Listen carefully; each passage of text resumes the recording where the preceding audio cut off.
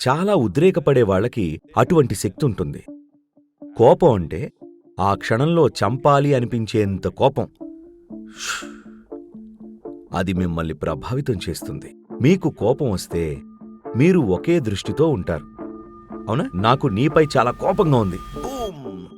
అది మిమ్మల్ని ప్రభావితం చేస్తుంది. మీకు గనుక ఆ రకమైన శక్తి ఉంటే చెయ్యాల్సిన ఒక సులభమైన పనేంటంటే మీ చేతులు జోడించండి. మీరు ఇలా ఉంటే మీపై ప్రభావం చూపుతుంది. మీరు ఇలా ఉంటే అది మీపై ప్రభావం చూపదు. అర్థమైందా? వాళ్ల కోపం కూడా కొంచెం తగ్గుతుంది. కానీ అన్నిటికన్నా ముఖ్యంగా మీరు మీ రక్షణ కవచంలో ఉంటారు. అందుకే ఈ నాగరికతలో ఎవరైనా కనబడినప్పుడు మనం ఇలా చెయ్యం.